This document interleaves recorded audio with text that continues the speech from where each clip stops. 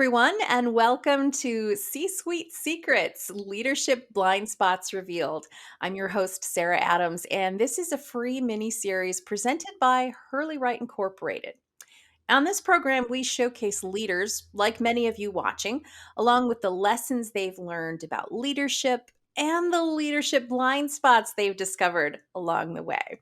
Now, how this is going to work is we're going to launch new webisodes every other month to help people like you, leaders of technical teams in highly regulated industries like engineering, accounting, pharmaceuticals, and IT, help you recognize and address leadership and communication blind spots, and really start to think about the critical role of communication and communication audits in improving business performance. Our motto is every leader has a story. And what better way to kick off this series than to talk with our own leader and hear his story? I'm here today with MJ Hurley, VP of Business Development at Hurley Write Incorporated. MJ, welcome to the show. Thank you for having me. MJ has spent 10 years working with leaders who often find themselves frustrated, tired, and confused by why their technical team members are struggling to get the results they want in order for the business to succeed. MJ is going to talk with us today a little bit about his own journey as a leader, as well as giving some insights on how other leaders can address problems at the root and make changes that have a lasting impact. MJ, thanks so much for sharing with us today. Tell us about your business. What do you and your team do?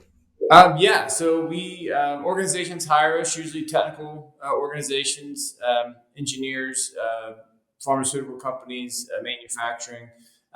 Usually the problems that they're experiencing, the things they don't like, are pretty similar, but usually all relates to how the team writes and reviews. And it's one of those things where, at least in our experience, people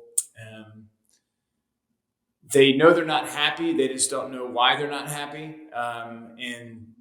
We even deal with some people where they just think that what they're doing is just the way it's always been done, and I just have to deal with it. And so what we go in and do is make them more efficient. Sometimes it's skills training, sometimes it's process development, sometimes it's tweaking the tools that they use. But ultimately, the goal of how do we start saving man hours? How do we start trimming the fat, making these processes more efficient so we can do more, sell more, and win more? So let me ask you, what's your why? Why are you passionate about this? Why do you feel strongly about helping other leaders, other teams do just what you described? That's a great question. Yeah, I grew up in the business, so I think there's a part of me that's just I've always been around it. I frankly get frustrated with I think people settling, not seeing what's really going on and what's kind of causing the less than desirable outcomes. And so it's tough for me to sit around and um, have people not optimize kind of what they're doing. And so and again, I think it's one of those things where a lot of people assume that, we have people, we've heard this before, we have people that are college graduates, writing's not our issue. And it lots of times is. And, obviously we're going it today, but just the issues with most organizations, how they write and how they review, and all the money that's often left on the table just because they're either not aware of the issue or they're not aware of the size of the issue. Is I think it's not only interesting but sometimes a little bit maddening. Mhm. Um, People don't see kind of what's what we see. I think that's great, and it's all well and good to talk with other leaders about the issues that they've struggled with. But as a leader in our organization, you have spent a significant amount of time looking for ways that we can improve our own internal efficiency and that review process and documentation. Tell me a little bit about some things that you've seen, maybe blind spots that you've had as a leader over the years. Absolutely. As our team has grown, I feel like recently one of the things that I started realizing was just, as you hire people, you hire smart people and you try to hire the best person for the job. And I feel like often the hope is that without it being said, you know exactly what it is that they need to do.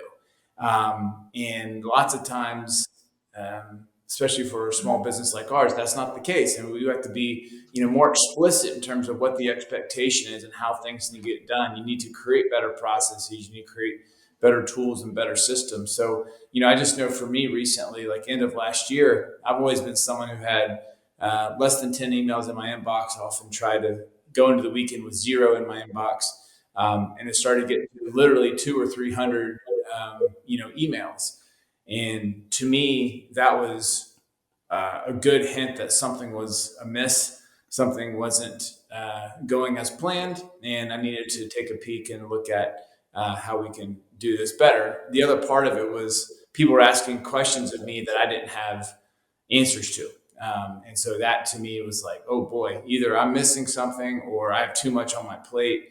And so we needed to go in and take a look at, more efficient ways to communicate, better tools to use to communicate, and have processes in place. So, that's just me and, kind of the business that we run that, those are some things that I started to identify that, as you add people that if you don't have a process in place, that things can get weird pretty quickly. Well, one of the things I've appreciated about even just in the past few months is that you've really taken time to listen to those of us who are among the team, a sort of a listening tour, if you will. You've done sort of this seeking outside help to help us organize ourselves internally. And we've done kind of an internal communication audit, which I think we're going to talk a little bit more about in a moment. But it sounds like as a leader, a strength that you have is recognizing when you have these blind spots. What are some other traits that you think of when you think of good leadership? That's a great question. I mean, I always hear this idea of a servant leader.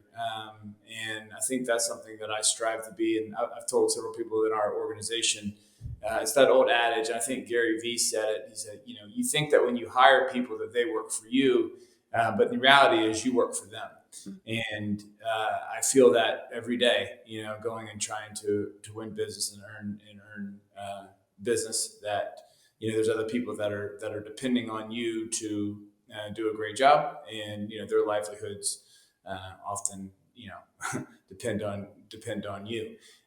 So I think it's the willingness to get your hands dirty. I think it's your willingness to be the first one through the wall, and not directing other people and saying you go do it. I know we've even started a cold calling campaign recently. And I've gotten my hands dirty and gotten involved with that as well. It's been very easy for me to not do that, but I feel like that's what you do as a part of a team. As a leader, I don't think anyone's better than anyone else. I just want, I think people often follow your example, and so making sure you're setting the right one. So, as you sort of stepped back and looked at your organization internally, what did that process look like before you came to this idea of a full blown communication audit, which we'll Right. talk about in a second? Right. Honestly, it was getting feedback from all the different members because, again, I think that you have this idea that often things are going well and people either don't want to ruffle feathers, they're scared to speak up, they have a fear that maybe they're doing something wrong or that they'll get in trouble for missing something. And so part of that, I think, is getting the team to understand that we're all trying to do the best we can. We're all trying to pull the same direction, and that we need to have honest conversations about what's going on that we like and even things that we don't like, and then being able to look at that situation and make critical decisions to streamline that process. Yeah. And having frank and open discussions about how folks are thinking about things and again that listening tour among the team and sort of auditing ourselves to see where we're at, and this is an ongoing process not only with us but I think with a lot of businesses, and sort of taking inventory has worked out pretty well for us, so we decided to offer this as a service to other clients. Yeah. Tell me a little bit about that. It's a little bit different twist than I think what we did. We're obviously all pretty good writers. So, um, you know, I think the realization that we really all came to was that a lot of organizations are struggling and they don't realize that they're struggling. I think because of what we do, we were able to identify the struggle and say, this isn't going as well as we needed it to. And so, what do we need to do? And I think a lot of organizations, um, not that they're unwilling, but there might be more bureaucracy. There could be a whole host of issues as to why it's harder to move that needle. Mm. Um, but one of the things that we really started to realize was a lot of the organizations and clients we work with, they're all struggling with very similar problems. And a lot of them are not convinced that it's worth their time to fix, or they're not convinced that it actually can be fixed. And then I think the other side of it is for people that are willing to invest and to solve the problem, they often don't know, they're misguided in terms of what their actual issue is. They think it's problem A, and really it's problem B, C, and D. And part of our job, what we want to do is we don't want people to invest in the wrong solution to solve the wrong problem. And a lot of times people make assumptions that we're having this problem and it must be because of this. And sometimes that's the case, or sometimes it's not playing nearly the role that they think it is. Mm. So that's really where we want to start, where we've kind of developed this is let's make sure that we're, assessing and diagnosing the correct, understanding why these issues are happening, and then making sure we're putting together solutions that actually solve that problem and not just making this, blind assumption that, this is the problem and that this is the way to solve it. In just a second, I'm going to ask you to sort of walk us through what a Hurley Write communication audit might look like. But first, I want to invite our viewers, those of you who are watching this webisode, episode 1 in this series on leadership blind spots, drop us a question in the chat. MJ and I are going to be answering your questions as we go. So make sure you go ahead and do that. MJ, I know you brought a presentation with you today that sort of breaks down what this audit might look like for a company who wants to partner with us to help them get some real answers. To be clear, I don't know if there's other organizations that do this. I'm assuming that there are. So find the one, if this is something that's potentially interesting to you, find the one that is the best fit for you. This is the one that we put together based on our experience of being in the industry for 35 years. But this slide is usually pretty telling for most prospects when I talk to them as to whether the audit would be a good fit for them. Again, what a lot of people do is they just say the writing's not very good. My team needs writing training. Maybe that's the answer, maybe it's not. But typically this kind of set of information will help us understand whether you're potentially a fit for an audit or not. One of the big ones is, are we getting unclear feedback? One of the biggest things that we see from organizations is that an engineer, a scientist, a subject matter expert will submit a technical report, a SOP, a memo, whatever, to their supervisor. And what their supervisor usually does is they fix it all for them. One of the biggest mistakes that we can make when thinking about trying to improve skills is to just say, here, let me do it for you, because they're really not learning anything. The other compounded issue we see is you start having multiple people involved who start taking this approach, and then they all hand it back to the writer and say, do it this way next time. The problem is you haven't taught them how to do it better next time. All you said is make it like this. We're teaching people essentially to be robots instead of teaching them to think critically. So that is one of the biggest telltale signs is, do we have feedback that's often unclear or contradictory? Do we have too many people in the process? How many revisions is it taking us to get to quote unquote quality or approval? If it's 1 to 2, great. If it's 3, 4, 5, 6, 7, I literally have one client right now, it's 12 on average. We have an issue, and it's usually not a writing skills issue. And the other telltale sign for most organizations is, do you have any of this information documented? Do you have a policy or a procedure or a standard, anything documented to give the writers and the reviewers tools on how to do this more effectively? If you don't, that's probably one of the first things you need to look into doing before we start talking about developing writing skills. One of the problems with writing skills in particular is your team probably already thinks they're writing really well, but that's meeting their standard, and it's not the organizational standard. And so until we as an organization all come together and say, this is what good looks like, you're going to continue to probably have the back and forth because you're now just talking about differences of opinion. Um, like I said, sometimes there's too many people involved. Sometimes there's too few. Sometimes you have the wrong person in the job. You have someone reviewing who has no business reviewing, or you have someone writing who's really, not a very good writer, needs some up leveling there. And then one of the other big ones is we just don't have confidence in our team that they're going to be able to do the task. We haven't empowered them to, not only meet the standard, but also empowered them or given them the skills of the tools to be able to meet it consistently, right? We can just meet it once, but are we meeting it every single time?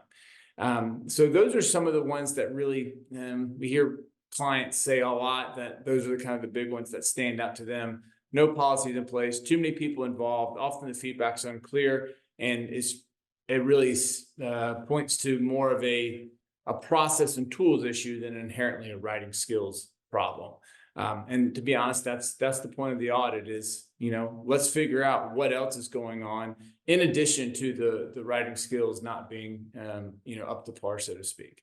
The last little pitch I'll make here is the other benefit of doing an audit is if you do have a situation where writing skills are truly the only problem you have, it also allows the vendor to better understand what your team's specific issues are, so they can create training to help the team improve in kind of their own unique way, right? Maybe it's a grammar issue, maybe it's not. More than likely it's not. And so what we don't want to do is just say, hey, here's a writing course that focuses on X, Y, and Z topic, but we're not even sure if those are the things that the team is struggling with, and we're not even sure if those are the things that are even going to help them improve, long term.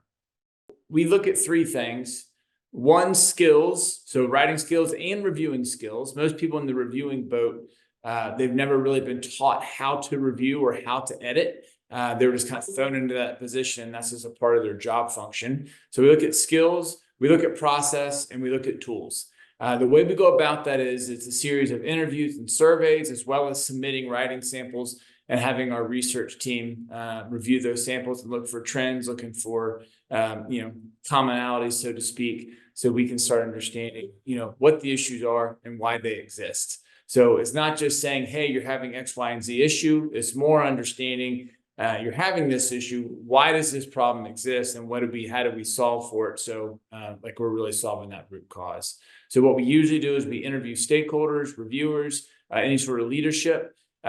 We collect writing samples from the team. We also look at the review piece that the people in charge of reviewing are giving. We try to look at different iterations. Are the documents actually getting better as they go through the revision process?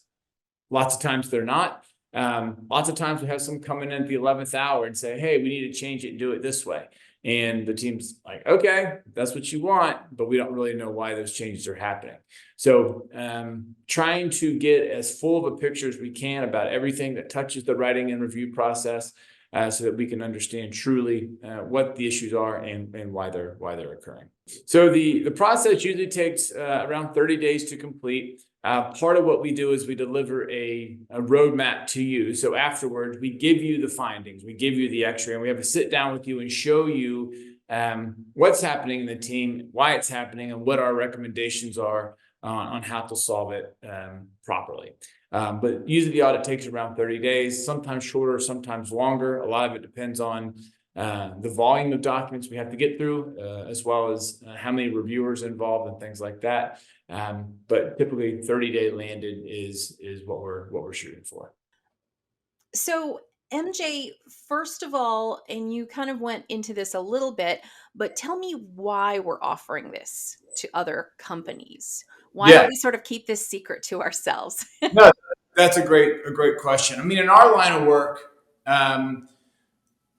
most of the time, this is kind of the deal of the way that things operate. You usually have a very smart person who's boots on the ground, so to speak. They're seeing and having to deal with the inefficiencies of their writing and review process daily. We often hear people talk about, they're frustrated with how much time that they're spending on the writing and review, that this should be something that's done very quickly, and it's not. It's taking them, weeks to do things that should take days.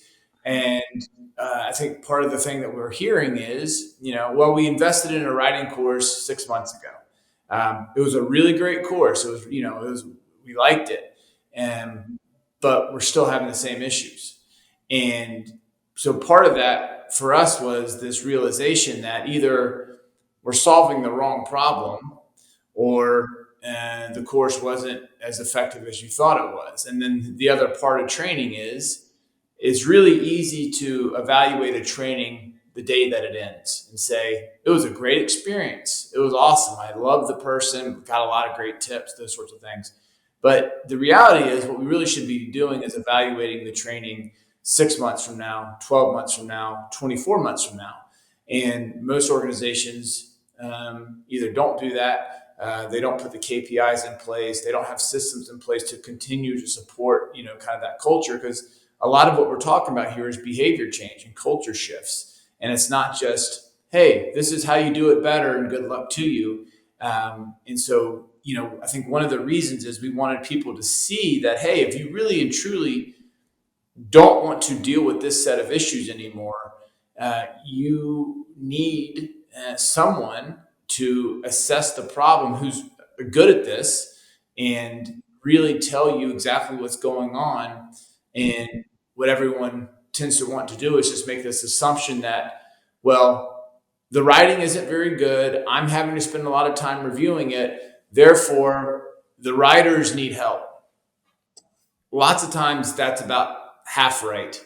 And then the other blind spot is that they often have process issues. They haven't given the writers the tools and standards to be successful. And then, usually most organizations, I shouldn't say most, a lot of organizations, the review process is not efficient. You have too many people involved, too many people giving comments, and there's often too much back and forth. And it's simply because, they didn't spend time solving that problem. If you have a great writer but a terrible review process, nothing's going to change.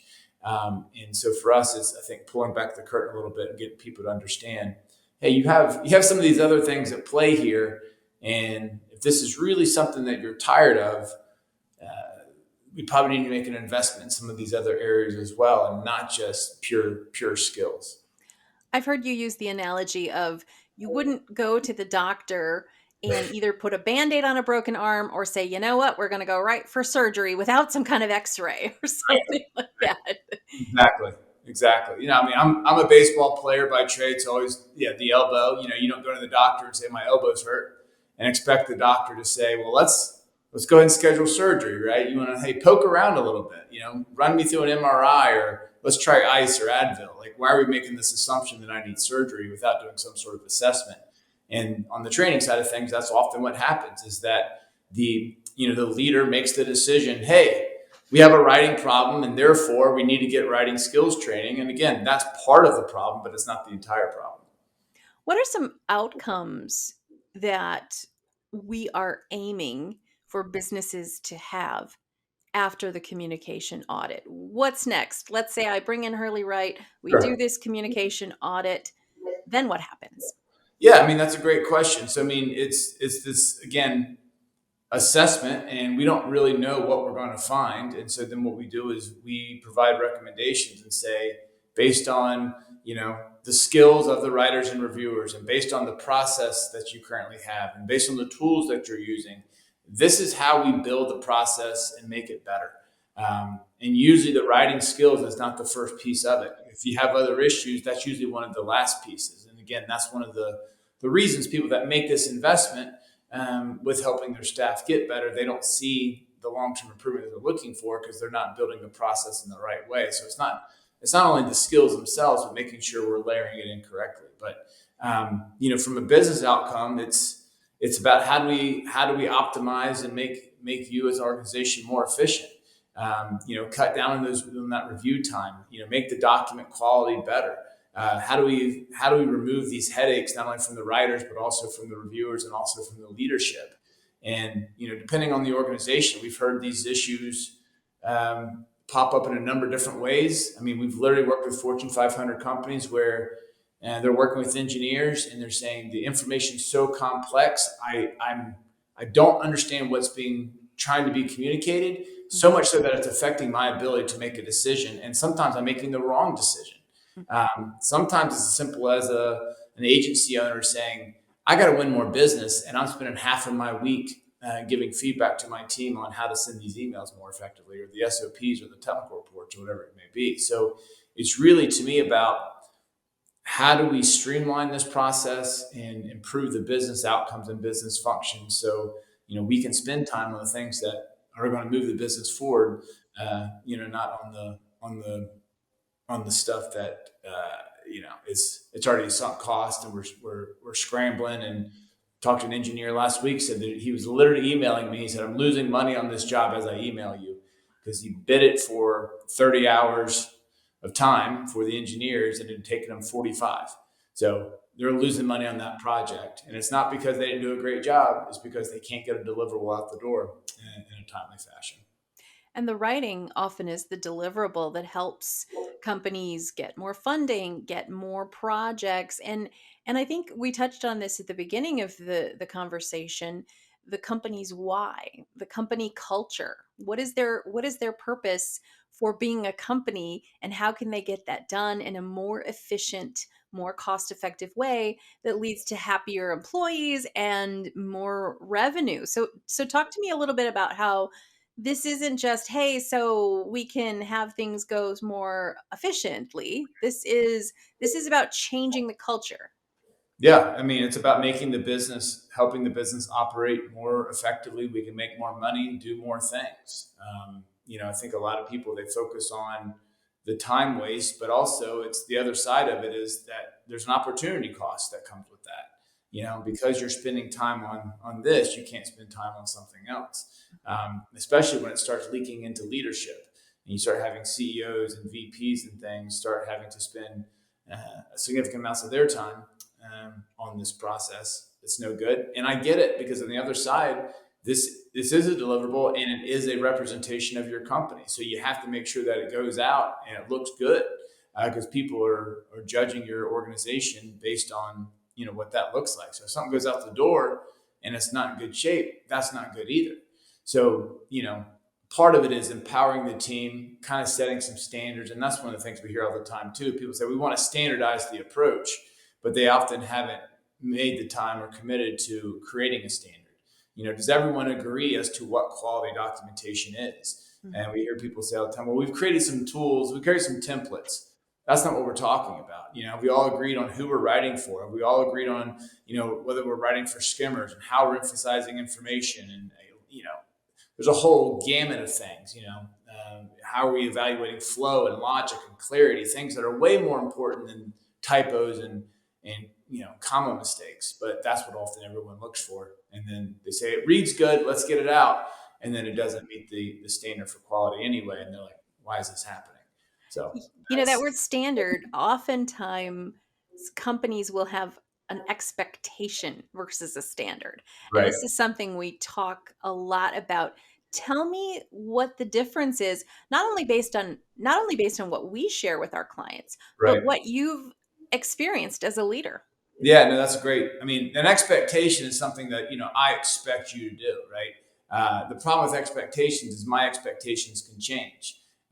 Today, I'm feeling good, and I'm going to hold you to a higher expectation. And tomorrow, it's well, I had a bad day at work. I shot 102 on the golf. I'm upset. My kids giving me a hard time, and now things change, right? But the problem with an expectation and not having it documented is there's such massive fluctuations. And ultimately what we tell people is that fluctuation is or excuse me, an expectation is really a wish. And especially if I haven't told you what I'm expecting of you and how to deliver that, I can't really expect that you're going to meet my expectation, especially having given you any tools or metrics on how to meet it.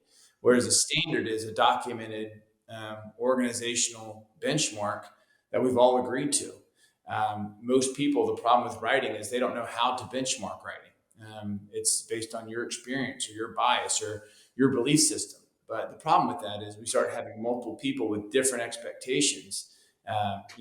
It's like if I were to put a document in front of you right now and we would both give feedback on it, you would probably have a certain set of feedback. I would probably find something different. Neither one of us are wrong, but the problem is we give it back to the original writer, and there could be conflicting um, feedback in there. Could be pieces of information that are wildly different. And what's the writer supposed to do? Boss A and boss B are telling me just completely different things. They try their best, they don't get to the outcome, and then round and round we go. So, if we want to standardize it, let's standardize it. But most people don't think about writing as a process. They just see it as something that has to get done, and we'll do our best. It sounds like what you're talking about is thought leadership among leaders. Really, maybe even thinking differently about how to lead your team. Right. What are your thoughts on that? Yeah. I mean, again, from a perspective of a blind spot, there's a lot of education, frankly, that goes into what we do, because the assumption often is I have smart people and they can write. And writing is so much more than being able to put words on paper and use commas effectively. Mhm. Uh, and again, I think the blind spot for most organizations is uh, they don't know, or they don't know how to measure quality. How many times are we looking at a document after it goes out the door and we're saying it worked or it didn't? And we're making strategic changes based on the effectiveness of it. Most of the time, it's not, and we're giving feedback not based on the goal. It's just on, hey, I think, I feel. We hear it all the time, right? I have clients all the time. Well, I change it because that's the wrong approach. It doesn't matter what you think. You need to have a standard that everyone understands and then knows how to hit. So, in terms of being a leader, it really is about giving the team the right tools to be successful. And most people don't see writing as a process. They just see it as busy work. We have to get it done. Mm. Let's grin and bear it. But it can be a lot more efficient if we put the right tools in place. We, believe it or not, are just about out of time.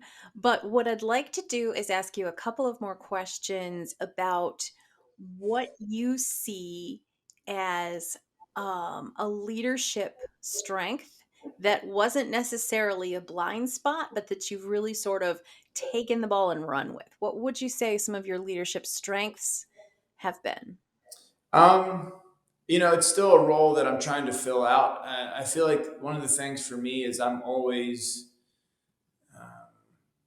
I try to listen and hear from everyone in terms of like what's not going as well as we had hoped it would, and then be willing to make adjustments. I try not to be incredibly set in my ways and just saying this is the way we've always done it, and just deal with it. For my years of sports, I think I'm a team player and um, I want people to be happy and I want people to be satisfied, and ultimately I want to get things done.